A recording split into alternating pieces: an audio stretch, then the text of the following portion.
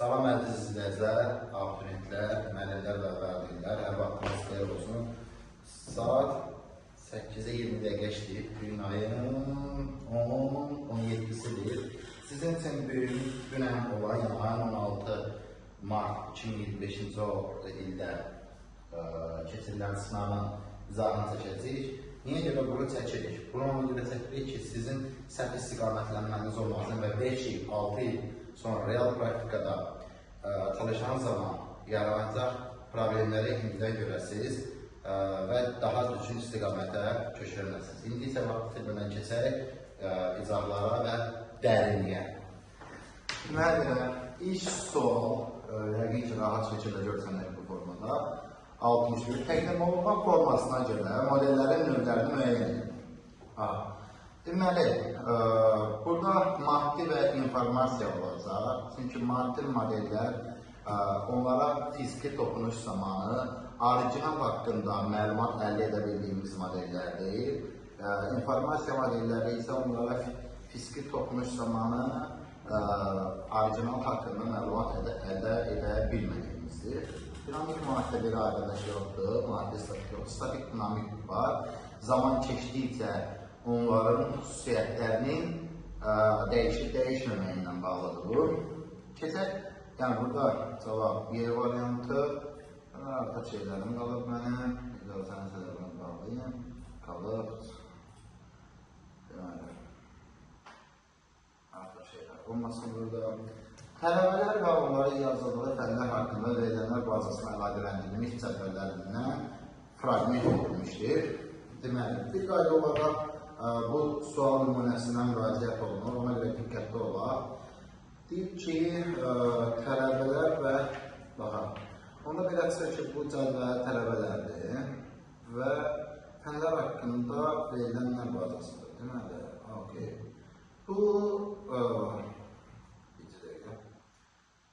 Bu sualda sıxıntı var. Sıxıntı verilənlər bazasının əsas prinsipləri ilə bağlıdır. Mən istərdim artıq pencəyini çıxardım və daha hərəkətli bir şeylərə keçid edək. Deməli, bu suallar sıxıntı nədən ibarətdir? Sualı yazanın prinsipinə əsaslanır, cavab taparıq, o deyil. Amma sıxıntı nədən ibarətdir? Deməli, əgər ki, bir verilənlər bazasında tələbələr deyil, abituriyentdir. Baxın, diqqət edək, fənlər haqqında, tələbələr haqqında cədvəl olsa, nəsə tələbə yazaq, laf əhərəkini yazaq, tutaq ki, burada ailəsi olsun, burada ad, soyadın, soyad ad, atadır və kurs. Deməli görəm, digərində isə ikinci bir cədvəldə fənlər haqqında düşündür, ayrı, fən. Gəlin, baxaq burada sıxıntı nədir? Bu, bir çox hallardan müəlliflər bu sualları səhv yazır. Bir çox hallarda elə burada olduğu kimi. Məsələ nədir? Birincisi burada, yəni bu sütunda, daha doğrusu bu fieldda, sahədə, field deyə bilərik, bəli deyə bilərik. Bu fieldda nə var? Sıxıntı. Deməli, verilənlər bazasının atomları qaydasına əsasən, eyni bir sütunda yalnız bir növ veri olmalıdır, yəni bir növ data olmalıdır. Yəni, soyad ata adı əvəzinə 3 ayrı sütun olmalıydı. Bu, 100%. Kimsə baxanda, real praktikadan başı çıxmayan adam deyək ki, nə fərqi var? Fərqi odur ki, verilənlər bazası rahat şəkildə datalara analiz edib, sorğu edib, lazım nəticə çıxartmaq üçündür. Əgər ki, bizə bu atomların qaydası belə pozulsa, o zaman mən ada görə axtarış eləmək istəyəndə bu sütuna müraciət edib nə edəcəyimi biləsi deyiləm. Nə edəcəyimi biləsi deyiləm, ona görə bu birinci sıxıntı. İkincisi bu birisi cədvəldədir. Niyə görə? Deməli, burada fənnin adı var, fənnin adı. Fənnin adını bilir, tutaq ki, informatika. Bu aidi sualı yazan prinsipindən belə görsənir ki, bunlarla bunu əlaqələndirməyə çalışacaq. Yəni, bunu foreign key kimi istifadə edir. Bu da default primary key. Yəni, foreign key yəni yaradılmış. O belə deyək, kod sütundur ki, xarici açar adlanır və əlaqələnməni formalaşdırır. Amma burada sıxıntı nədir? Əlaqələndirməni formalaşdırmaq üçün bunu istifadə etmək olacaq. Çünki burada 116 aidili kimsə varsa, onunla əlaqələndirə bilər. Amma problem nədir? Bu cədvəlin sətirlərini, yəni yazılarını, yəni bir kodları, yəni obyektlərini bir-birindən mütləq fərqləndirəcək bir parametrə ehtiyacı var. Buna bir qədər olaraq parametr check olub deyilir. Buna səbəbdən dolayı burada bir sıxıntı var. Deməli, əslində bu nə olmalıydı? Bu əslində olmalıydı, burada bir aydır. O tərəfə də belə deyək, tələbə aydır. Bu bununla əlaqələnməli idi və burada nə bilim özünə uyğun aylar olmalıydı. Yəni burada bu. Belə də olanda yenə də bir çoxlu sıxıntı olur. Deyim niyə? Gördüyünüz kimi verilənlərin təkrarlanması prinsipini çoxlu şəkildə tapdalanmışdır. Çoxlu şəkildə. Yəni belə bir şey olmaz. Hər hansısa bir database administratoru olsa, belə bir nəsə database üzərində iş görür olsa, o müdür görsə bunu, yəqin ki, əmrəsini yazıb çıxmağını işləni xalaş edər. Bu struktur əslində nədir olmalıydı? Deməli, gəlin, bu belə olmalıydı. Baxın, yoldaşlar, burada aidi və fən sütunları olmalıydı. Bundan əlavə olaraq, burada fən aidi, nə deyək buna, fən aidisinə sütunu deyil, sütun olmalıydı və cədvəl belə şəkildə yox, yəni belə deyilər, bunu bu sərək, belə şəkildə yox, nə olmalıydı? Deməli, bu tərəfdən birinci çoxu əlaqələnməlidir, yəni bura olmalıydı əsas cədvəl, yəni main table, bura olmalıydı related table. Yəni bu sualın əsas qaydası belə olmalıydı. Buna görə izah edim ki, ümidvarım bu videoya baxandan sonra artıq belə sıxıntılı suallar yazılmaz. Çünki bu gələcək üçün çox böyük sıxıntıdır. İndi isə davam edək icazənizlə. Sualı yazanın fikridir. Yəni bu sualda bu prinsiplər olunmasa, olur bu 4-cü sinifdə yəni sadəcə məlumat oxuma bacarırıq. Bu səbəbdən dolayı bunu belə vurgularıq. Deməli, nədir? İkinci kurs olan informatika fənni. İnformatika fənnində ikinci kursun neçə tələbəsini yazılır? Deməli, baxaq, dediyim kimi, niyə bu prinsiplər rəyat olunmayanda sualı həll etmək vaxtı da uzanır bu arada. Çünki çaşqınlıq yaradır. İkinci kurs. İkinci kurs. Yəni 113, 114, 116 aidili şəxslər 113, 114, 116. 113, 114, 116. 113, 114, 114, 116. Sualda nədir? Onlara yazılır fənər. 113, 114, 116. Okey, bunlardan neçəsi informatikadır? Düz görürəmsə, 3 dənəsi də bir sıxıntı yoxdursa, 113, 114, 116. Yəni, biri budur, əgər düz görürəmsə, biri budur, biri budur.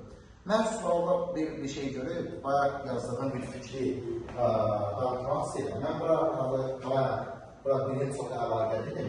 Xeyr, cinniyə. Çünki mən baxdım ki, əslində eyni bir şəxsdə, eyni fəndə təkrarlanırsa, burada çox əlaqəli var. Yəni, çox əlaqəli isə, yenə də fənlər, bunu artıq bizi izləyən müəllimlər üçün deyirəm, bir fən adı olsun, fənnim, nəsə də fənnim, okey. Və burada artıq buna ehtiyac olmayacaq, bizdə yeni bir cədvəl olmalı olacaq, menu to menu əlaqəsi belə qurulur. Bu olacaq tələbə fən cədvəli və burada olacaq tələbə adiləri, burada olacaq fən adiləri.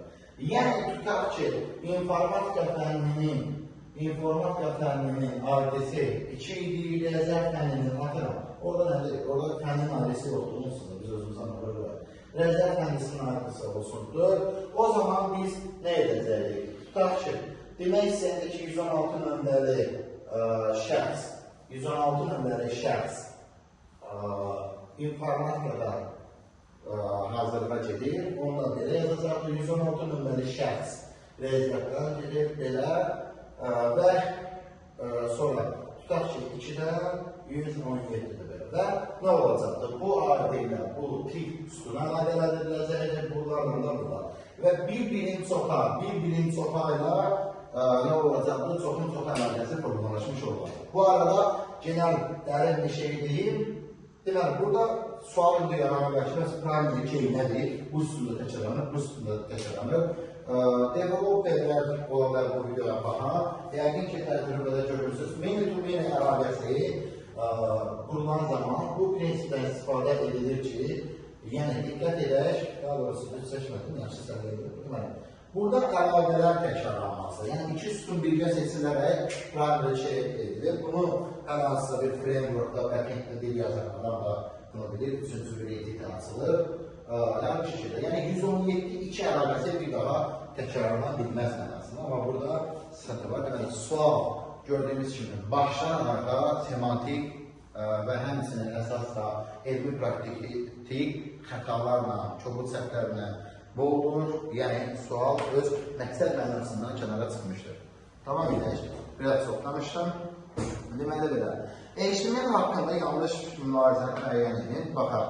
Şəkilə səhv istinad olarsa, ekranda alt atributunun daxilində yazılan mətn əks olunur. Yanlışdır. Nişanların siyahını formalaşdırmaq üçün OLE xeyr, ULE bunun üçün yanlışdır. A, B fonun rəngi, bridge color, background color nəsə o okey.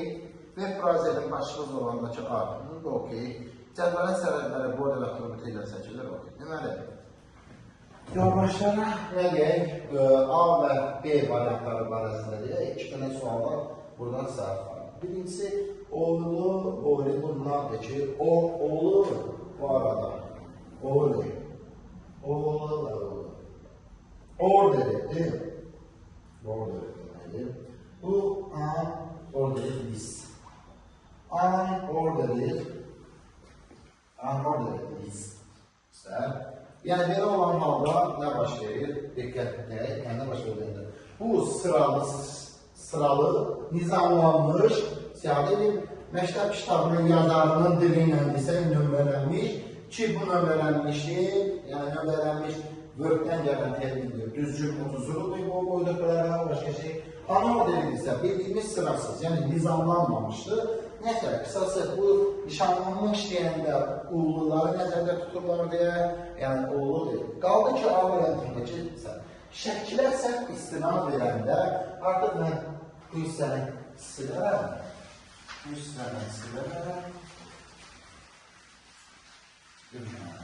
Mən də bu kimi bir şeylərin əsas sıxıntısı oldu ki, olmaqda kitabdan oxuyanlar bu falan, ona görə deməli, istinad arda gedir. Mən pref atributu, nəsə soru. Deməli, bu şəkilə istinad vermək,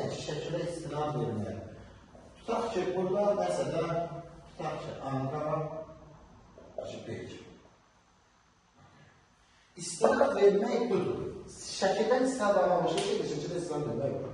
Bu zaman düz olmayanda, şəkilə istinad verməyəndə nə baş verir? Şəkil açılırmı, açılmırmı? Yəni bu A təqiyinidir. Şəkildə sualı yazanın nə fikirləşdiyini göstərmək üçün biz bir dənə hər ehtimal var. Deməli, açırıq. Deməli, nə? Visual Studio Code. Bax, deməli, bizdə yəqin ki olacaq. Neyse, bu hansısa izahdan qalan bölümlərinə girməliyik. Tutaq ki, Ctrl, yox, aslında deyirəm. Deməli, texniki səbəblərdən dolayı bu video rekordu dayandır, davam edirik. Deməli, sualın şərtində deyir ki, şəkilə istinad vermək, bizə şəkilə səhv istinad verək, yəni olmayan şəkilə bir istinad verək. Deməli, belə, bu Ctrl-C, okey.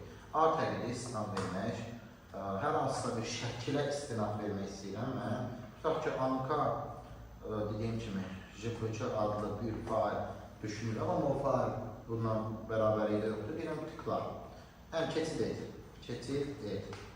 Hətta anka jibücə deməyə gəlin anar anka jibücə deyək və oradan biz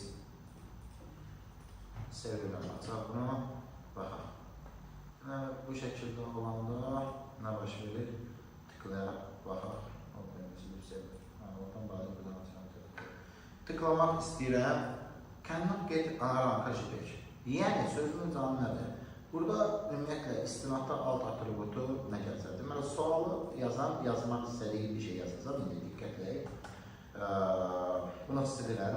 Sualı yazmaq istədiyi make təbii alt atributu. Tutaq şimdi olmayan bir şəkillə istinad verək. Olmayan bir şəkil hazırlayaq. Və deyək ki, anarın şəkili. Anarın şəkili. Okay.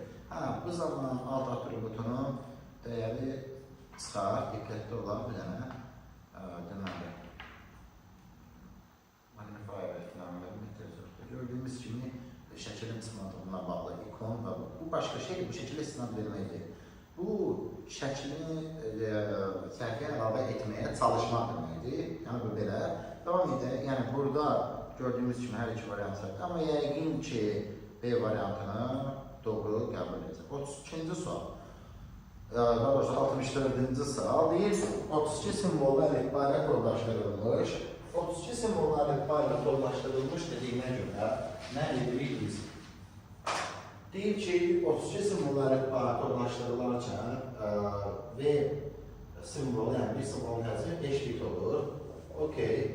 Sıracı bu datadan çıxardan, yəni həmən 16 simvoldan, yəni simvol sayı 16-dır, okey. Belə başa düşürəm ki, ümumi həcm 80 bitdir. Daha sonra isə 16 simvoldan məlumat 1024 simvolu əlifbəyə çevrilərsə, okey. 1024 simvolu əlifbəyə çevriləndə bu birinci hal deyək, və ümumi birinci hal.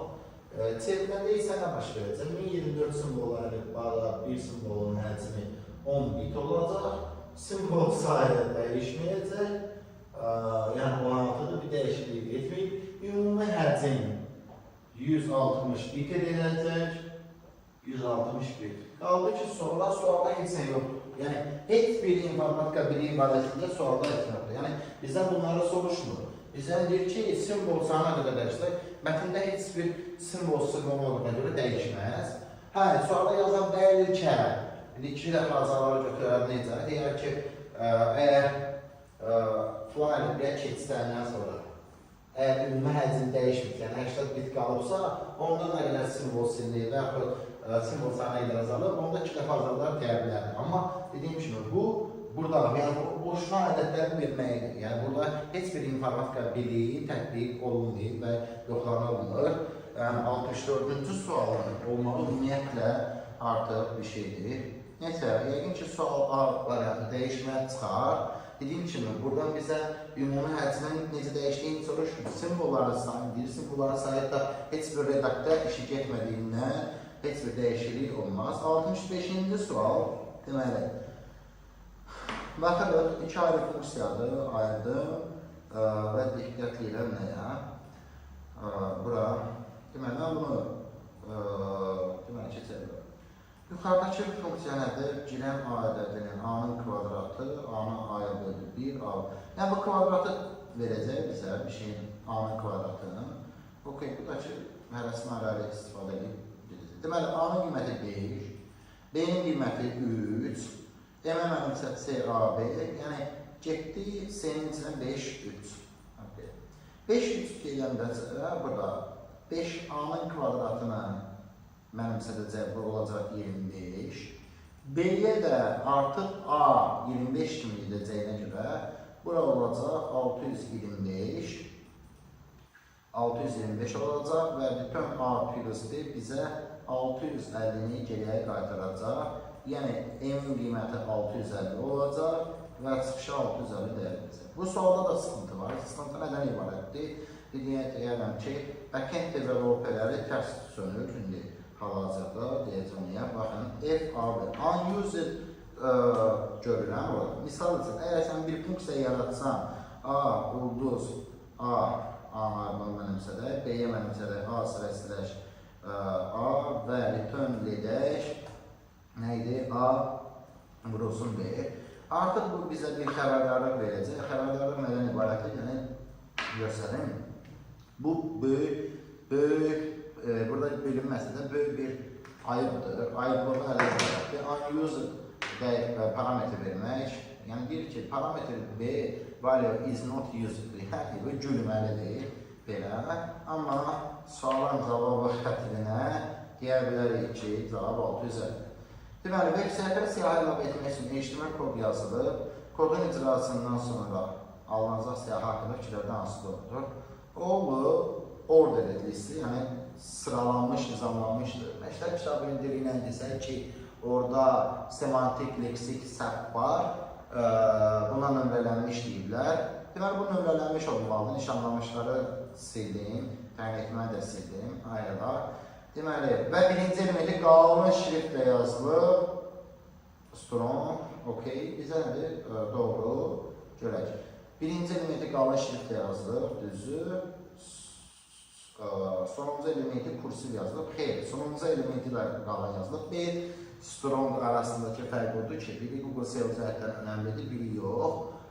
Yəni seçdirilmiş deyildir. Yəni Google robotlarının axtarışı zamanı içindəki məzmun kontentinə diqqət edilir Google robotları. Google robotları transformer kimi bir şeylər deyil. Davam edək daha sonra. Yenə dediyim kimi, bunların əslində nişanlanmış, nömrələnmiş demək yaxşıdır. Bunlara bu söz ifadələrin deyilməyinin səbəbi haradan irəli gəlirdir. Bağlayın, qalır. Deməli, burada deyək, anomak deyil. Buna deməyinin səbəbi mən yerində deyə bilərəm, buradan gəlir numbering və bullet, amma HTML-də bunların adları bu deyil. Yəni, kesinliklə gedirəm, bu xəta məktəb kitabından bəli gəlir. Burada da cavab nə oldu? Cavab C variantı. Açış yazışı forması heç nə. Olan nə dedim? Hamısı 16-lıq sayı sistemindədir. 16-lıq sayı sistemində 10 A-dır, 2 nömrəli mərtəbə, 1 nömrəli mərtəbədə 11 dayanıb, yəni B rəqəmi 0 nömrəli mərtəbədə bu, yəni cavab Y variantı, burada nəyəsə qədər pozulub, o heç. Yəni bu sual da nə bilim, yola verilir bir sualdır, istəyənlərdə. 68. A dəyişən daxil edilən ixtiyarın atora qiymətində aşağıdakı verilmiş funksiyanın nəsə, bir funksiyanın içində başqa funksiyanın çağırılmalıdır. Blok sistem burada şərt blokun ən azı neçə dəfə istifadə edilirlər, baxın. Deməli, 3 hal buradadır, okey. Və bir hal buradadır. Düşünə bilərik ki, burada 4 hal 3. Ola bilər cavab 3 çıxsın, amma 2 də çıxsın, deyəcəm nəyə görə. Çünki ikinci cəhd 2023-cü ilin ikinci cəhd imtahanında modul prosesidir. Bu görürük aşağı şəkildə bunun modul olmağını. Ona görə biz bunu çəkək. Deyək ki, deməli, A 15-dən böyük bərabərdir. A-na girişə verdik. Girişin nerə yazsan. Sonra bir şərt yoxlayıram. Nə? A 15-dən böyük bərabərdir mi? Ya hə deyəcək, yəni if, elif, else strukturdur, ya yox deyəcək. İş şərt buna həldirsə, deməli, S mənimsə də nəyi? 2A-nı raf nöqtədə baxaq, benzərək. Bu keçsin. Əks halda əgər A14-dürsə, A+15 yazmazsa 19 yazarlar. Bu yazı, nəsə var, bəlkə çox yıxıb sürmək oldu bu. Deməli, olsun mənimsə A+5. Bu da yox deyirsə, nə deyir? Daha sonra nə yazılır burada? Mənimsə A-10. Okey, bu 3 hal bir yerdə birləşir. Çünki if, elif, else-dir, bir-biri ilə kəsişməyən hallar strukturudur və gəlirlər. İndi bəzi yoldaşlar düşünərlər ki, buna rom yazmağa məcburluq. Misal ki, S kiçikdirsə 0-dan, o zaman nə edək? O zaman belə bir şey yazaq. Nə yazacaq? S mənimsə mənfi S Bunun hərəsi, bunun yoxu. Okey. Belə olan halda heç bir əksi halda heç bir dəyişiklik etmir. Print S. Hə, bu belə baxılsa, bu olur 3 dədə. Bir dəqiqə sualda sıxıntı var ki, deyir ki, şərt qrupuna ən az neçədə istifadə etmək olar, icazə mənasında da olar, dik üslubu pozulur. Yəni, 3-də götürə bilər, 4-də götürə bilər, bu olar sözünə görə. Götürsə də doğrudur. Belədir, ən azı neçə dənə istifadə edilməyi mütləqdir anlayışını buludur. Elə olan halda da mən bunu buraya yazmıram, yazıram ki, tutaq ki, sən mənimsə, heç mi? ABS, yəni modulda heç. İndi kimsə özün ağırlı hesab edilən ki, modul belədir. Yenə təkrar edirəm, 2023-cü ilin, yəni keçən ilin, ən son ilin, onlar 2023, yox, 24 olmalı, 23 bilməm. İkinci cəhd imtahanında, qapalı sorularda, yəni modul istifadə olunub istənir. Deməli, abituriyenti buna yazmaq və ya bir ixtiyara sahibdir. Neysə, belə keçək növbəti suala, çox ləngili videoda çox uzun olacaq. Yəni, indi burada mən 2 götürərdim, amma 3-də cavabı çıxmağı doğru sayılır. Cədvəldə sorğular və bu soru nəticəsində axtarış edildiyi internetdə tapıldığı səhifələrin sayı göstərilir. Bu sual dilin test toplusundandır. Bunu yazmaq üçün artıq qeyd edirəm. Bunu sevdiyim mən artıq yox yazırıq. Deməli, yoxdur. Deməli, bu yaxında bir video paylaşmışdım, orada da bununla toxunmuşdur. Deməli, hər üçünün kəsişdiyi hal gördüyümdən elmlərinin diaqramı çəkəcəm. Bu olsun nə Azərbaycan, bu olsun Bakı çoxluğu, bu da olsun Respublika çoxluğu və həmən nədir? Burada ən böyük edilən səhvlərdən biri tam çoxluqlardan başlamalıdır. Əslində isə ən yaxşısı aşağı kəsişmələrdən başlamaq məqsədə olunur. 5 isə bizdə gördüyümüz üçün üçünün də kəsişdiyi yerdən başlamaq yaxşıdır. Bank niyə belə çəkdim? Üçünün də kəsişməsinin olduğu halda rahatlaşdım, suyunu götürüm. Deməli davam edək. O zaman Bank and Respublika 30 olduğundan bura 25'dir. Çünki Bank and Respublika bu sahəli. Okey, bunu qeyd edirik. Daha sonra nəyə qeyd edelim? Hələlik qalıram belə, mənə bu və yaxud bu rahat tapmaq lazım ki, haqqımdır. Baxın, bu suala şərtli Azərbaycan and Respublika soruşur və Azərbaycan or Bakı verir. Deməli, Azərbaycan or Bakını verir, düzün mənə? Azərbaycan or Bakını verir, okey. Və Azərbaycan or Bakını verirsə, yəni Azərbaycan or Bakının üzərinə Azərbaycan or Bakını veribsə, biz ənədə baxım bir də Bank and Respublika, okey, Bakı o qədər. Arada bir şey ki, Azərbaycan and Respublika verib. Mən buranı tapmağa çalışacağım, inşallah görək. Nəsə bir mən ilişkim. Azərbaycan or Bakı nəticədir bizdə 110. Azərbaycan or Bakı, burada, deyirəmdir. Azərbaycan or Bakı burada, düzdürmü? Okey. Bəs, diqqət edin hələ. Azərbaycandan Bakı. Bu iki sahədəki, yəni Azərbaycan plus Bakı bərabərdir Azərbaycan or Bakı plus Azərbaycan yəni kəsişmələr və birləşmələrin. Deməli, bizdə Azərbaycan 50-dir, Bakı 80-dir. Hansı var? Bura 110'dur.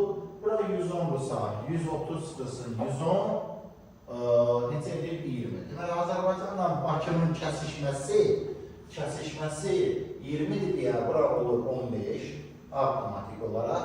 Bakı 85'dir. 20 plus 25 45 bu hissə olur 35. Niyə bu hissə mənə lazım idi? Çünki İngilizdə Azərbaycanla Respublikanın kəsişməsini tapmaq istəyirəmsə, Azərbaycanla məndən istədiyi Azərbaycanla Respublikanın kəsişməsini istəyir, kəsişmədir. Respublikanın kəsişməsi istəyir. Bunun üçün nə edəcəm? Yenə yuxarıdakı qayda ilə tətbiq edərək nə edir? Respublika çıxılsın deyəcəm artıq avtomatik olaraq mən bunların cəmi kəsişmə Azərbaycan Respublika. Deməli, bunu tapmasın. Azərbaycan nə qədərdir? Bizdə 50, bəs Respublika nə qədərdir? 100, bəs Azərbaycan Respublika nə qədərdir? Bizdə belə bir biliyə sahib deyilik. Azərbaycan Respublika. Deməli, bu yoxdur bizə. İndi bunu tapmaq üçün mən nə edəcəm? Azərbaycan Respublika bu hissə, yəni buradan aşağıdakı hissə. Bu hissə ümumi saydan 35 var lazım. Ümumi say 165'dir. Deməli, bura avtomatik olaraq 130 əmələ gəlir. Yenə də vurgulayıram. Bütün hamısı 165, bu sahə 35-dirsə, bu sahə sizdə Azərbaycan Respublikanın birləşməsi olacaq 130. Heç nə, belə olan halda 50 plus 100 çıxırsın 130. Bizə bunun cavabı olur 20 cavab evradır. Qəşəng sualdır bu. Çox xoşa gəlmir sualdır. Davam edək. Növbəti sual 70-ci sual. Diskdə 11 kilobayt səs faylı və 9 kilobaytda qrafik fayl olarsa, deməli, yenə də burada təkrar dururam ayrıqsa və artıq mazur götürən görünür oturmaq ayrıqdır. Python suallarında oturub sualı həll edərik. İstəyirdim. Deməli, belə.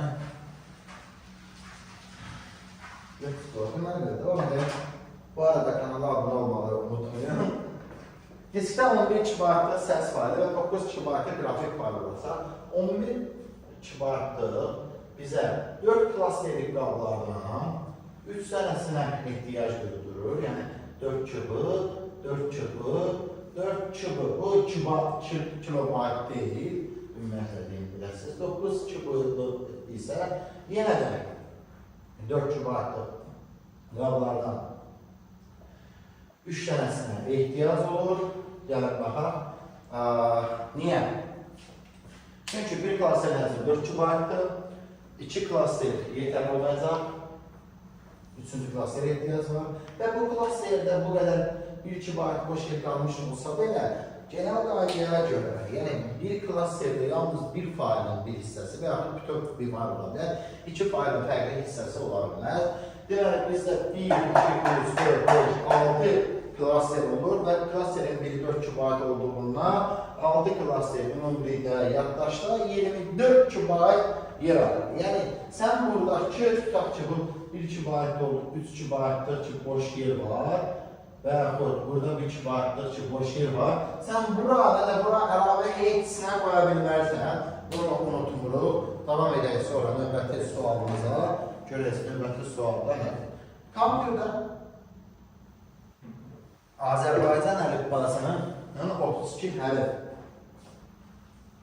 böyük və kiçik. Cavab nişanladın mı yuxarıdakını? Yoxsa yox, baxa bilərəm. 6 klaster 24 kilobayt. Azərbaycan əlifbasının 32 hərf yarın 35 dəqiqə falan sonra təqdibi Bakı Dövlət Universitetində dərsim var. Dərsləsəliyəm, Nazirə dərslədir, günümüzə gedirəm. Deməli, kompüterdə Azərbaycan əlifbasının 32 hərf, böyük və kiçik hərflərlə yanaşı, onluq sayəsində rəqəmlərində özə saxlayan minimal əlifba yaradılırsa, bu əlifbada necə istifadə edilmiş kod simvolu var. Sual anlaşıldığı ilə əvvəlcəkən oxumuşam, sənsə suala yazanın beyni ilə cavab verəcək buna. Deməli, birincisi sualda səhv var. Səhv nədən ibarətdir? Belə bir termin yoxdur. Hərf simvollar informatikada, yəni hərf deyə bir termin yoxdur. İşarə deyə bir termin yoxdur. Simvoldur bu terminin adı. Hərf simvolu deyə bilərsən, rəqəm simvolu deyəsən, bu başqa məsələ. Yəni, demək istəyir ki, 64 dənə bir 64 növ simvol, niyə görə hərf simvolu. Belə də deyə bilərmişdir. Onluq sayısında rəqəmləri 10 dənə onluğa görə. Yəni 74 növ fərqli simvol. Nəsə simvol? 74 növ 74 fərqli simvol. Növ demək, fərqli simvol. Okay. Bu bildik, tutduq. Bəlkə necə istifadə edilməmiş kod, mötərizəsiz simvol var. Yazanın fikrinə görə kod və simvol ya ekvivalentdir, yəni kodla simvol sözü ya eynilik təşkil edir, ya da simvolun izahıdır ki, qətiyyən eynidir. Kod başqa şeydir, simbol başqa şeydir. Simbol kodun elementi ola bilər, yəni açıqlayıcısı və izah edicisi ola bilər. Qaldı ki, sualın cavabına, yəni aidiyyatı olmayan bir şeydir, qətiyyən yəni informatika bilgi yoxlanılır. Minimal əlifba yaradarsa, özü də saxlayan, yəni də özünü saxlayan minimal əlifba yaradarsa, yəni demək istəyir ki, bunları yaradan zaman bu əlifbada 128 dənə yoldaşlar, 128 dənə yer olacaq. Yəni simbolu yerləşdirmək üçün yer. Niyə görə? Çünki minimal deyir, 74'ü saxlamaqdan ötürü 6 bit yeterlidir. 7-ci bitə ehtiyac olacaq. 7-ci bitdə yəni 128 vəziyyət yaradacaq. 128 vəziyyətdən 74'ü istifadə olunur. Amma neçəsi 54'ü istifadə olunmuyor. Cavab 54 olacaq. Amma ki, yenə də deyiləm, bu sual heç bir informatika yoxlanır. Kimsə bu sözünü eşitib deyərlər, ASCII-də ilk 128-nə nağıldır. Yəni ASCII-ni bura qatmaq lazımdır, bizə bilir. ASCII-də 256 simvoldan 128-i defaultdır, sonrası personal choice-dır. Orası ilə işimiz yoxdur, zaten o şeyləri bizə videolarımıza qeyd etmişik. Yəni, bu dediyimin canlı ondan ibarətdir ki, bu sualda belə baxanda burada qətiyyən olmalı deyildi. Növbəti sual, diqqətlər nədir? Deyir ki, sxemi tamamlayan keş yaddaş, daxili yaddaş qurğusu olub, emal edici qurğudur. Yəni, yaddaş qurğusu emal etdirdiyimiz yerdədir. Bu düzdür. Xarici yaddaş xeyir. Prosesəm verilənlərin nəsi var? Gecikməni təsəvvürcə, bəli. Çünki, belə deyək, prosesor, belə deyək, kiçik ölçülü, amma uzun, yüksək sürətli bir boru kimi düşünün. RAM isə biraz ondan balaca. Keçən zaman gecikmələr olmasın deyə və yaxud tərsinə olar, yəni eynilik olsun, axıntı baş versin deyə, ortada bundan buna böyüyən belə bir şey qəbul edir və yaxud uçenik kimi, yəni şagird kimi, dəstəkləyici kimi qəbul edir. Yəni, bu doğru fikirdir. İnformasiyanı uzun müddət yadda saxlar, xeyir, heç bir emal etmək üçün qurulmuş yaddaş uzun müddət saxlanmır. Məqsədi o da etsin ki, sürətli bir sanatçı kameraların sayılarına ötürülür, aidiyyatı yoxdur. 1-3, keçək növbəti suala, 74-cü sual, 73-cü sual. Həmin sual artıq bilinməlidir. Deyir ki, hər bir yolda yalnız oxu göstərən istiqamətə hərəkət etmək olar. A məntəqəsindən K məntəqəsinə neçə müxtəlif yol olacaq. Deməli, bizi qınayırdılar ki, niyə belə kəsişmə kimi görsənən suallar qoyursunuz? Bu şeylərə görə. Qrafın heç bir həndəsi mənası olmadığından, ona görə bunlar kəsişmə deyil, təpələr də kəsişmə, bizi baxın. Deməli, A-dan K-ya, A-dan bir cürəm, A-dan B-yə bir cür, C-yə bir cür, D-dən çıxanlara bir yazılır, burada da K-da bir A-dan çıxır, 1, C-yə 2 cür gəldiyindən 2, R-dir deyəsən bu, R-ə 1, 2 cür, 4 cür gəldiyindən R-dən çıxanlara 4,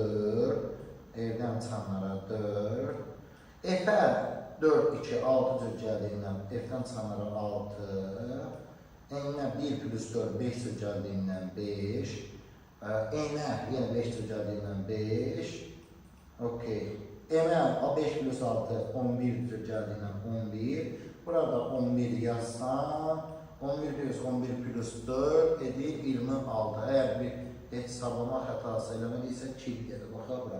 Yəni, mənim vurgulamaq istədiyim nədir? Laxta hesablama xətası elə deyil, onu da bizə ki. Bura var, bura bir təpə deyil, yəni bura kəsişmə deyil. Unutmayın, təpə kimi baxmırıq və yaxud bura alır. Niyə görə? Buna belə çarpaz kimi başa düşün bunları. Davam edək. 516 səhifəli sənədin ilk 2 və son 2 səhifəsində 15 kibar tərcümə var, qrafik təsvirlər.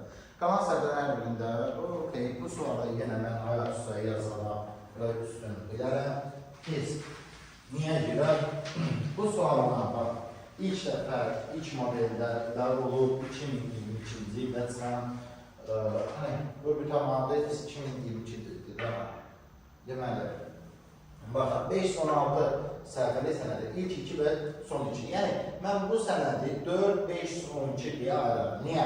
4 səhifəsində başqa şeydir, digərində başqa şeydir. İlk 4 səhifəsində 15 kibarda maliş qrafik təsvir var. Yəni, 60 kibar 4-dən. 512 səhifəsinin hər birində 32 sətir, hər sətirdə orta hesabla 40 simvol var və mətin 128 simvollara aid var. 128 2 üstü 7 olduğundan, yəni bir simvolun həcmi 7 bit olacaqdır. Bunu da yavaş-yavaş çevirək. Deməli, 2 üstü 9, 2 üstü neçədir bu? 5, 2 üstü 14, öyle yazılır. 40 vurursun, 7 vurursun, 2 üstü 14 bit. 2 üstü 14 biti mən həmən çevirim. Deməli, 2 batidir bu, 2 batidir, çünki 2 üstü 13'e böldüm. Burada 40, 80, 560 edir, yəni bunu belə yaza bilərik. 560, nə oldu? 560 kibar. 60 kibar bu, 60 kibar bu, 560 kibar da sağ tərəf. Ona görə edir 620 kibar. Okey. 620 kibar cavab yer variantı. Ona görə yeni seçək və devam edək. Rəqəm simvollarının hansı ardıcıl ilə kilometrlərdən daxil edilməlidir ki, proqram icrasının sonunda ekran 256 çıxsın. Okey. Yəni bunun informatika və yaxud proqramlaşdırmanın hansı mövqeyi yoxlayır, onu anlamırıq. Neysə, birincisi C çıxışa gedir. C2-dir, okeydir, yəni bu getdi, bu getdi, bu getdi. Sonra A çıxışa verilib, deməli A5-dir. Yox, sən hansı ardıcıllar var? Bir dənə səhv, avtomatik. Deməli, bu suala dediyim kimi, çaşdırmadan bir şey. Ekrana 2, 5, 6 çıxıbsa, bu 2-dir, C. A 5-dir, B də 6-dır. Dediyim kimi, sual sadəcə çaşdırmada verilmiş sualdır. Yoxlayarıq da indi sizin xətinizdə. A neçə oldu? 5, B neçə oldu? 6, C-də 2. Gəlin, həmən testi yoxlayaq. A-ya mən müsbət input, kontrol verdim. D, C, okay. Print C plus A plus B və bizə hansı ardıcıda buna baxın? 5, 6, 2. Əla, icra edək görək nədir? 5, 6 və 2 gördüyünüz kimi 2, 5, 6 dəyəri çıxdı. Amma yenə dedim ki, bu çaşdırmaq niyyətdən başqa bir şey olmalı. 5, nə oldu? 5, 6, 2, C variantı. Elektron cədvəldə radiusu və hündürlüyü verilmiş konusunun, bu tanış sualdır, halısa demin kitabından və test okulsundan görülmüş bir sualdır. Baxaq. Neysə, deyir ki, bu düstur buradadır, bu düstur buradadır. Aşağılara aparılacaq. Hər dəfə deməli, nə etsin? Uyğun həcmi hesablasın. Bunun üçün nə edəcək? Baxın. Deməli, aşağı düşdükcə P-nin qiyməti dəyişməməlidir. Deməli, A2 elə A2-də qalmalıdır. Eyni sütunda hərəkət edir deyə, bax, düstur eyni bir sütunun içində hərəkət etdirilir deyə, sütun adının qarşısında dolların olub-olmamaq heç bir fərq yaratmır. Buna görə də biz buna diqqət yetirməyəcəyik, biz sətir nömrələrinə. Deməli, bura sabit qalmalıdır, deməli, ona görə bunlar getdi, yəni bu prinsipə görə, bura aldığına görə. Qaldı ki, arxası nədir? B2 vurulsun, B2, bəli, çünki B2-də radiusdur. Okey, B2 vurulsun, B2 vurulsun. Cavab elə, bunda D bəndi olur, D variantı olur, D sıxıntı yoxdursa. Bunlar, burada bu yanlışdır, bu yanlışdır. Burada bu yanlışdır, burada həmçin bu da yanlışdır. Bu da yanlışdır, burada yanlışdır. Burada isə çatışmayan bir şey var. Devam edək, növbəti sual. Hansı sualdır bu? Python dilində yazılmış proqram nəyin təyin edir? Baxaq. Bu sual, bu da bu gecə baxmışam əslində. Deməli, sualda sıxıntı var. Üç-əqəmə gəlin ən böyük rəqəmini, yəni, əgər ki, sualı yazan adam bunu təhlil eləməklə məşğul olsa, Sualı geçəcək. Deyin niyə? Çünki burada artıq bir şey var. Bu var ha. O yerli dildə artıqdır. Xətalı artıqdır. Yəni bu xəta dediyi o nəzərdə tutmuram. Yəni artıq bir şeydir. Şərt ödəməyəndə nə olur ki? Adamı deyirlər, alqoritm nəticəlik xassəsini tapdadır. Yəni əgər ki, 3 rəqəmli ədədin ən böyük rəqəmini düşünürdüsə, suala yazan, deyin, buna ehtiyac yoxdur. Çünki şərtdə verilən biz try except, yəni digər dillərdə try catch, Pythonda try except. Bu bilik abituriyent qəbul proqramında yoxlanılmır və verilmiş hissə alqoritm hissəyə uyğun da baxılır. Ona görə bu tamamilə artıqdır, bu belə. Bununla əlaqədə optimallıq pozulur, optimallıq harada pozulur deyin. Deməli, buna ehtiyac yox kimi düşünürəm. Niyə görə? Əgər if, elif, else yazıla bilərdi, buna da ehtiyac olmaz yanında. Yəni, bu çox qeyri-profesional yazılmışdır, çox. Deməli, belə demədə A ilk rəqəmi olur, son rəqəmi olur, B ikinci rəqəmi olur, C isə onun ilk rəqəmi olur, 100-ə bölünməsi alanın artıqlan qismət. A, B-dən böyüksə, eyni zamanda C-dən də böyüksə, A-nı çağırır. Əks halda, deməli, A, ən B deyil də, ya B deyərsə, ona görə bir dənə şərtlə yoxlayıb, birbaşa cavab vermək olar. Nəysə, ən üç rəqəmi ədədin, natural ədədin ən böyük rəqəmi. Gəldik buraya, ehtilon cədvəl fraqmenti verilmişdir. A1 xanasına hansı tam ədəd yazılmalı ki, A2, C2 diapazonunda belə. Deməli, köhnə qayda var, saat əqrəbi istiqamətində ilk rastlaşılan ilk. Deməli, onda mən bunun qiymətini bir-birinə bərabər tutacağım ki, 30%. Baxaq, 5 dənə A1'imiz nə olacaq? 5x A1 birimdir, plus C1, yəni 5, bölünmüş 5, bizə bərabər olacaq. A1 nədir bizdə? Yəni x plus 1, çıxılsın, vurulsun x minus 4, okey. Nə deyib sualda bizə hansı tam ədəd yazılmalıdır? Hansı tam ədəd yazılmalıdır? A1 plus B1 minus 3. Şimdi burada mənfi ədəd söhbəti var. Ona tam yox, natural ölçəcəsiz yaptım. Kanalların qiyməti mənfi deyil. Sən yazılır. Heç bir kanalın qiyməti mənfi deyil. Azərbaycan dilinin üslubuna ya bütün kanalların qiyməti müsbətdir deməli, ya da heç bir kanalın qiyməti mənfi deyil. Bu nitq üslubumuzdur, qoruyan dilimizi. Düzdür, mən də bəzən xətalar edirəm, rus dilindən, ingilis dilindən sözlər istifadə edirəm, amma yenə də. Nəysə, buranı vurup açanda, bura açarıq, artıq yenə də lövhədə hesablayacağım çünki deməli, zərb bir şəkildə etməyə çalışaq. Nə oldu bu? 5 x Dədəbaba yerinə, çünki o bitdi. 5x plus 5 bölünmüş 5. İxtisar gedir, etiqara təmliyə də baxıram. İxtisar ehtiyac yoxdur, düzdürmü? Buna ehtiyac yoxdur. Yuxarıda da əslində, burada da görünür olur ixtisar getdiyini, düzdürmü? Amma C1 5 olur, yox, orada görünür olur, amma burada görəcək. Deməli, x plus 1 nə dedi? X minus 4. Həmən apara bilərik, necə apara bilərik? Bunu 5-ə ixtisar apara bilərəm, belə deyə bilərəm. Deməli, bunu 5-ə ixtisar aparsam, bu tərəfdə qalacaq x plus 1 bərabərdir. X plus 1, x minus 4, düzdürmü? İxtisar getdi, x minus 4 bərabərdir 1, x bərabər olur 5. Əgər bir xəta eləmədiysə, varlığımız 5-dir. 5-dir. 5-dir. Bir dənə də qoyaq, A1 5 olsa, bura olur 11 çıxılsın 3, 8. Okey. A1 5 olsa, olacaq bura 25 plus bir dənə də 5, 30 bura edər 6. A1 yenə 5 olsa, 6 vurulsun.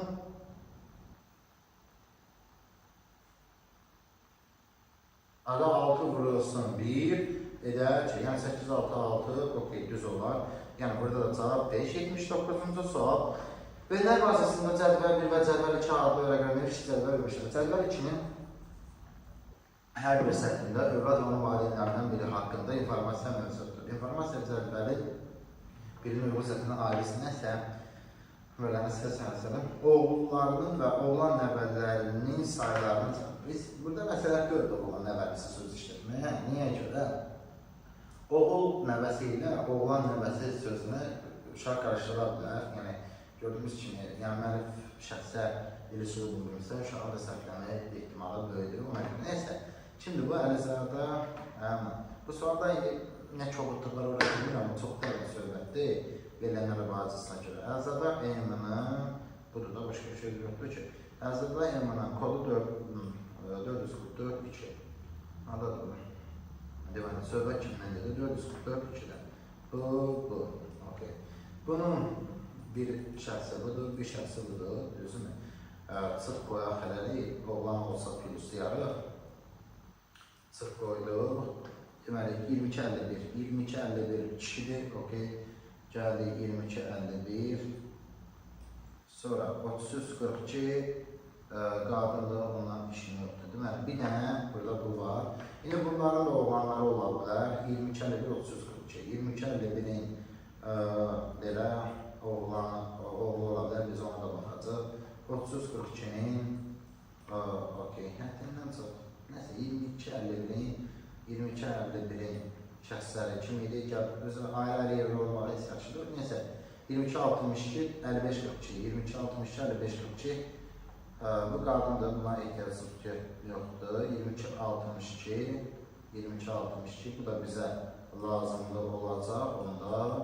Sonra 33-51, 44-62, 33-51, 44-62, 33-51, 44-62, bizə 44-62 kişi oldu, düzələri. Deməli, 3 dənə yerdə bizə lazım.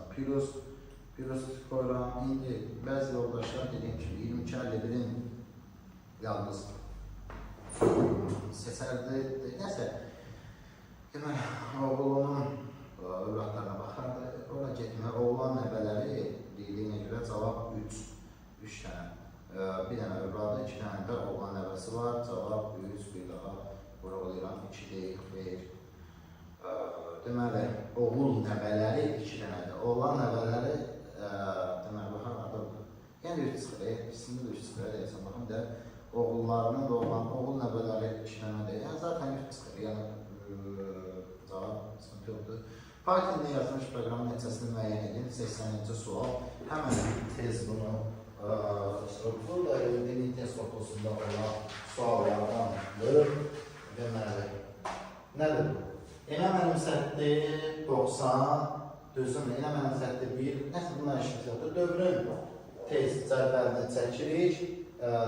Birinci dəyişən n, ikinci n, üçüncü kaldı. N'in ilkin qiyməti 90, n'in ilkin qiyməti 5, k'nın ilkin qiyməti 1. Mənim səhətdə n/k çıxılsın n. Burada alındı 85, n oldu 10, düzdür 85, 1 çıxılsın 5, okey də düzdür. K neçə oldu? Artıq K oldu 3. Bu səfərdən N-i K-ya bölür, alınan 85 bölündə 28, 28 çıxılsın da 10, görürəm ki, nə alınır? 18, okey. N olur artıq 20, okey. Sonra K olur artıq 5. Nə deyil, M0-dan böyük olduğu müddətcə. Deməli, bir dəfə də girdiyi prosesə, düzdürmü? K5, okey, davam edək. Bir dənə, deməli, nə dedik? M/K, bu edəcək. Mən səhvlədim, M-in K-ya oldu. Bircə dəqiqə diqqətdə olaq.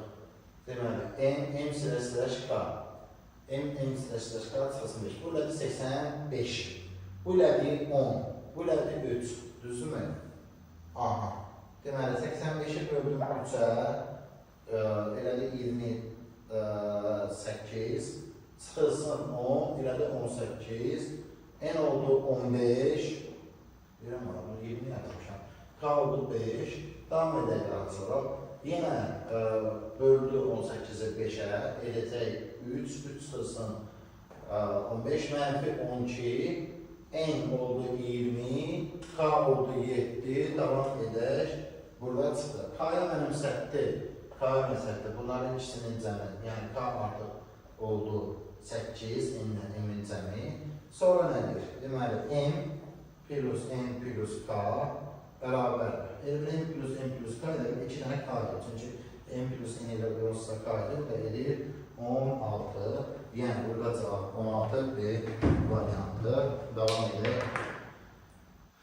Daha sonra Python dilində yazılmış vərdişin hansı ən kiçik natural qiymətində bir ədədini çap edər. Bunu da tez lövhədə yazaq, tez bir şəkildə. Deməli, ən kiçik deyir, ən kiçik üçün bərabərsiz bir addım arxadan başladı edə bilərik. Yəni, belə baxıram ki, bu mindən birə düşməyi üçün, belə cədvəllə də yaza bilərik, bərabərsizliklə də yaza bilərik. Həmçə cədvəllə yazacaq, ona görə bunun bərabərsizliklə yazacaq. Dövr adımı 3 dəfə işləyir. 3 dəfə işləyirsə, 2 dəfə işləyirdə yenə də şərt ödəyir. 2-3-cü dəfəyə də çevir. Yəni nə? Deməli, A 2 dəfə işləyəndə bu şərti ödəyir. Hansı adı? A, x, ilkin qiyməti x-dir, bilmirəm. 2 dəfə işləyəndə 2 dəfə 12 çıxır deyə, x çıxırsın 24. Hələ də bu şərti ödəyir deyə, 3-cü dəfədə işləyir. Yəni, x bərabərdir, olur 264, cavab 264, yoxlayaq həqiqətən də. Deməli, 264-dən girdi, oldu 252, oldu 100, bura. 252-də belə yazılır. A, N, girdi içəri dəfə, oldu 252, oldu 100, sonra bu oldu 240, oldu 10, düzdürmü? Yenə də şərt ödəyir, artıq A çevrilir, olur 228, N də olur 1 və artıq şərt ödənməyə çıxışa bilir. Ola biləcək ən kiçik qiyməti budur, belə. Ola biləcək ən böyük qiyməti də ki, deməli 240-dan kiçik şərtini ödəyən belə yaza bilərik. X çıxırsa 36, kiçikdir 240 şərti, X kiçikdir 276, deyə bilərik ki, 275 ən böyük, 264 ən kiçikdir bunu. Davam edək. Klaviaturada X dəyişəni hansı sənkirlərini necə? Deməli, gördüyünüz kimi A-nın qiyməti 3, B-nin qiyməti 7-dir. A bu ədədə rəqəmlərinin sayıdır. B bu ədədin rəqəmlərinin cəmini haradan bilir, buradan bilir. Onun içərisində rəqəmlərinə baxılmalıdır. Rəqəmlərin cəmi 7 olan ən kiçik 3 rəqəmli ədəd elə bu 106 ədədidir. Yazıb icra eləyə bilərik. Şərtləşdirən tərəfinizə X-ə mənimsəl int input A və B, A-ya mənimsəl 0, B-yə mənimsəl 0. Nə qədər ki, hələ də bu X 0-dan böyükdür. A-ya mənimsəl A plus 1, belə bir şeydir. B-yə mənimsəl B plus X. Nəşənin örtəsində yazar. X-in ona bölünməsindən alınmalıdır. Sonra nə idi? X-ə mənimsəl X ilə slash 10 və print A və B 106, 3 və 7-ni çıxışa vermiş oldu. Deməli, cavab 106-dır. Başqa bir dənə şərh olur, baxa bilər. Nə deyim? Mətin redaktorunda 3 sütun, 5 sətirdən ibarət cədvəl daxil edilir. Sonra həmin cədvəlin 3 yeni sətir, 2 yeni sütun və hər sətirdən sonra 3 sətir. Deməli, 3 sütunun 5 sütuna, 3 sətirin 3 sütunun 5 sətirə edir. Hər birində, baxın, hər bir sətirdən sonra 2 dənə əlavə edir. Bir sətir çevrilib olur, daha doğrusu, bir sütun çevrilib olur bir növ 3 sütun. Yəni, bu prosesdən sonra, birinci cümlədən sonra olacaqdır 9 sütun, neçə sətir? 5 sətir var idi, hər birisi 3-ün əlavə edir. 3-ün əlavə edir, belə 15 dənə əlavə edir, yekunda 20. Yəni, olur 180 dənə kanalı cədvəl. Sonra kontrol edir, yəni 180-i kopyalayır, aşağıdan transfer kontrolda edir, olur 360. Cavab, deməli, burada 360 doğru cavabdır. Davam edək daha sonra. Mətin redaktorunda bunu etdik. Database, bu düz elədik, olsun, okey. Database sözü İngiliz, bu suala artıq baxmışıq. Birincisi bu sualda sıxıntı var. Sıxıntı nədən ibarətdir? Sıxıntı ondan ibarətdir ki, deməli, eyni növ alqoritmlə, yəni sezar şifri deyil, bu ki Sezar şəklinə oxşayır. Deməli, və bu arada demir, çatsa qayıdır arxaya, bu deməliydir ki, Sezar şəkli bir sıxıntı buradadır. Daha sonra, yəni, eyni bir qayda ilə şifrələnmiş bir şey, təzən həmin cür alqoritmə təzən şifrələnməz, bu ikili. Yəni, bu sual abituriyyent biliyinin belə elə də bir fərq yaratmır. Yəni, insan İngiliz əlifbasında neçə dənə simvol olmalıdır ki, gedib sürüşsün, çatsın oraya. 26-dır, yəni bura birdirsə, 25 addım gəlib düşürürsə, 26-cı bura, yəni bu təhlükəsizlik ilə aidiyyəti yoxdur da. Gəldik bu suala, 85-ci sual. Girişə dörlədə daxil edilsə, alqoritm fraqmentinin yerinə yetirib məhsinindən nəticəsində alınan bir şey, edək. Həmən sürətli şəkildəydə 4 daxilində 2 dənə dəyişən var. Bunun birincisi S-dir, ikincisi N-dir. S-in için qiyməti 1-dir, N-in için qiyməti 4-dür. Gəlin baxaq. N S-dən böyükdürmü? N S-dən böyükdürmü? Böyükdür. Onda S olacaq, N dəfə artacaqdır. N isə olacaq 12. Düzdür? Okey. Davam edelim. Yenə də böyükdürmü? Böyükdür. Olur 48. N isə 3 dəfə artacaq. Olacaq 36. Okey. Şərt ödəyəcəyimi xeyir çıxdı çölə, ödəmir deyək şərt. Kaya mənimsə S çıxılsın N, neçədir bu da? 12. Yəni, gəlin Python'dan da bunu yoxlayaq. Bu arada həmin müəyyən yoldaşlara xeyir olsun ki, bunu məsəl mənimsə 1, buna deyək N, buna deyək ki S, N-dən nə olduğu müddətcə kiçik bərabər N S-dən böyük bərabər olduğu müddətcə nə etdik? S-ə mənimsətdir, S vurulsun N. Daha sonra nə etdik? Yenə mənimsətdik 3 dənə N.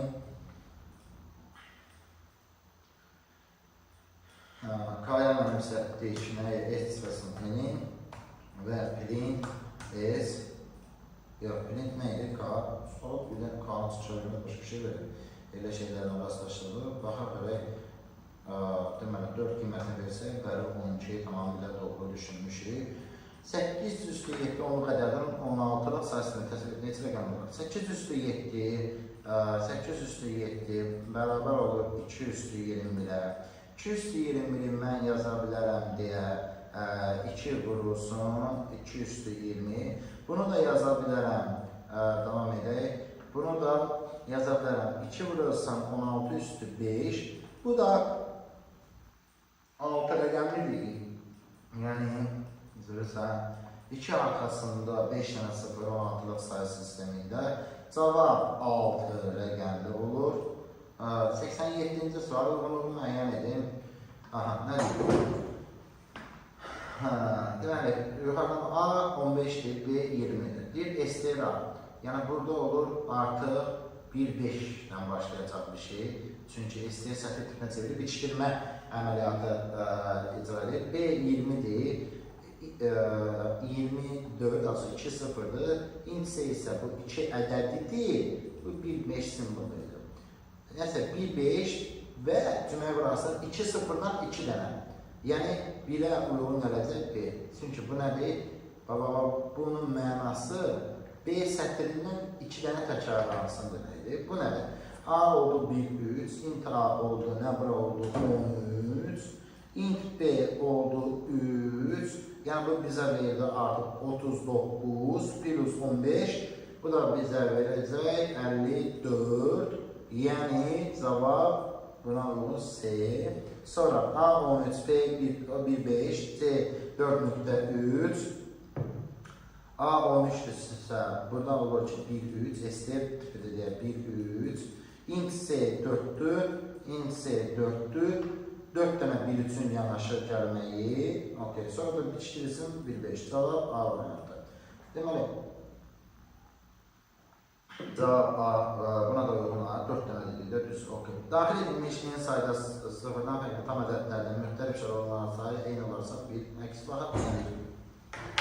Deməli, deyir ki, girişə daxil edilmiş yox, girişə verilmiş, daxil edilmiş nədir? Sayda, n sayda 0-dan fərqli tam ədəddən ibarət müxtəlif.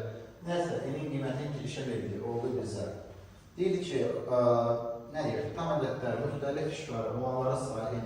Hə, mənfi müsbət, 50 cürə yazmaq olar, abituriyentə uyğunla say 1, say 2 yazaram. Zaten, başqa bir şey demərəm. Say 1, say 2. Necədir? 2 dənə dəyişən götürdüm, say 1 olsun 0, say 2 olsun 0. Deməli, eyni dəfə iş gördürəcəm, il başlasın birdən. Neçə kimi eyni dəfə, baxın bu anlayış eyni dəfə mənası verir bizə. Bizə eyni dəfə mənası verir. Deməli, eyni dəfə daxil olunan ədəd. Okey. Eyni dəfə girişə ədəd verdim, yox. Nə deyir? Deyir ki, əgər A müsbətdirsə, yəni sıfırdan fərqli olduğuna görə də sıfır alın yoxlamayacaq. Deməli, müsbətdirsə say 1-i artıracaq, say 1-ə mən istəyəcəm say 1 plus 1. Müsbət deyilsə, avtomatik mənfi deyilsə, sıfırdan fərqli vuruluyub. Deməli, S2-yə mən istəyəcəm, S2 plus 1-i deməli, dövrə qaytaracaq, qaytar burada. Sadəcə S1 ilə S2 bir-birinə bərabərdirsə, nə deyəcəm? Deyəcəm hə, deyəcəm yox. Aydındır. Daha doğrusu, S1 bərabərsə S2-yə nə deyib? Hə olanlar nə deyib?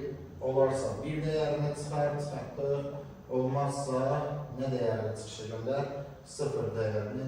Dəyərini sual buyur deyirlərindən girmirəm. Yəni, bu anlayış eyni dəfə deməkdir, hər ikisini sayılır. Başqa cür, bunlardan bir dənə dəyişən istifadə edərək plus 1, minus 1, plus 1, minus 1 deyib, axırda yəni dəyişən sayını azaldırlardır, əslində getmədim. Devam edək. 69-cu sual nədir? Daha doğrusu 89-cu sual. Qalbaqda da daxil edilmiş 3 rəqəmli tam ədədin modulun rəqəmlərini neysə. Klaviaturadan daxil edilmiş tam ədəd modulu deyil, onun yəni mənfisindən can qurtardı. Sonra nə deyir? Deyir ki, iki şeyin cəmini tapacağım, ona görə cəm 1 deyirəm 0, cəm 2 deyirəm 0, ilkin qiymətləri verirəm. Nə qədər ki, bu ədədin hələ də rəqəmi var, nə qədər ki, bu ədədin hələ də rəqəmi var, biz nə edək, onun rəqəmini götürüb istifadə edək, bir dənə cəmlə də istifadə edə bilərdim, etmirəm, eləyərəm deyə qorxdum. SC1-ə əlavə etkinə nəyi? Gəlin belirləyəcək, rəqəmi götürək, rəqəmə mənim sətlik n-in 10-a bölünməsindən alınır, və n-in kubunu eynən, əgər ki, C2-yə nə deyib bizə? C2, burada bir ətraq, C2-yə deyib ki, n-in kvadratı əlavə elədik və n-i unutmuruq, sonra da heç nə deyib?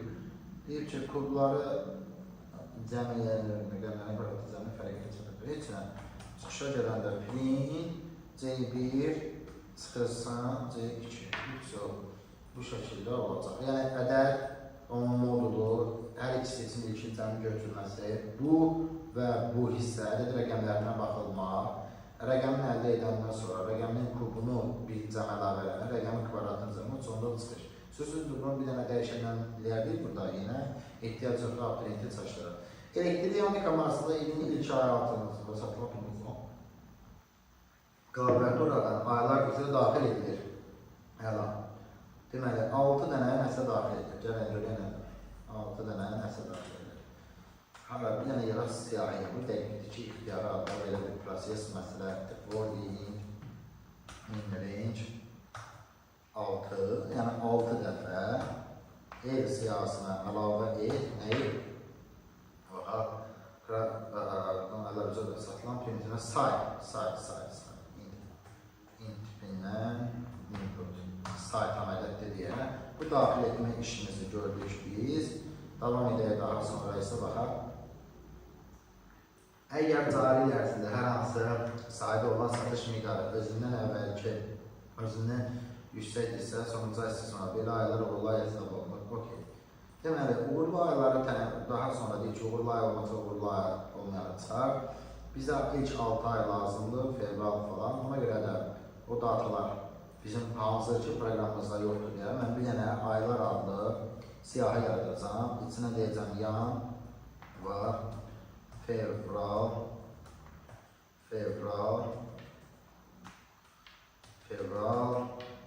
Mart, daha sonra April, daha sonra May, daha sonra ilk 6 ay dediyinə görə iyunu da qeyd edəcəm. Okay. Deməli belə, nə deyir? Zaten yanvarla iyunun çıxarası dedik, deməli. Hələlik başından fərz edim ki, belə bir vəziyyət yoxdur. Yəni, vəziyyət təyin edici üçün T false götürərdim. Amma print proqramına biraz uyğunlaşabilir, test tur götürürəm.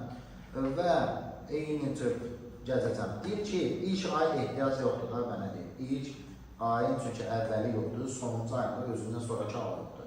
Ona görə mən 0-6 əvəzinə ilk ayın halına baxmayın deyə 1 götürürəm. Son aylara baxmayın 5 götürürəm və indeksator range errorundan yanmasın. Deyir ki, cari aydakı element, yəni LI böyüksə LI minus 1-dən və eyni zamanda LI kiçikdirsə LI minus I plus 1-dən, yox, kiçik yox, hər ikisindən böyüksə demişdik, düzdürmü? Baxa, deməli,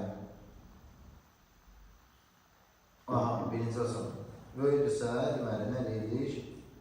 O zaman pilini həmin ayın adı, yəni ayların i-nömrəli elementi və təsvirə baxa görə nə çıxardır ki? Qoşa nöqtə, nəsə bizə qoşa nöqtə çıxardır, qoşa nöqtə və LI. Gəlin, indi baxaq və bu bir dəfədə olsa baş verirsə, təyin edirəm 1. Deyirəm ki, əgər T0 olaraq qalıbsa, print ilə ki, uğurlu ay yoxdur. Niyə belə bir şey yazsın? Çünki T1-ə çevrilirsə, deməli, uğurlu ay olur. T1-ə çevrilmirsə, uğurlu ay olmuyor. İcra edirəm və sonuncu sualımıza bir dənə baxaq və görək nə edirik. Tamam, belki baxaq. Deməli, belə, 20, 30, 25, 20, 30, 25, 20 nə deyir bu? Bir dənə baxaq, okey. Girişi belə verək gəlin, oradakı kimi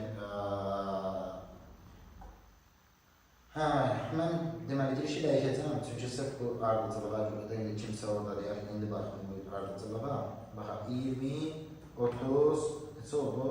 25, 30, 40, 45, 30, 40, yox, 30, 40, 35 icra edəcəm ayəyə.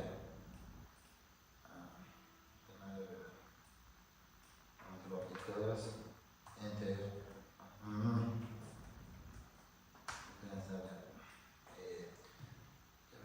20 gözündən sadəcə giriş veriləni düz qeydləmədim təsvir. 20, 30, 25, 20, 30, 25, enter. Daha sonra isə 30, 40, 35. 30, 30, 40, 35. Okey, fevral və may burada da. Okey, indi kimsə deyər ki, bunu belə olsun, onda biz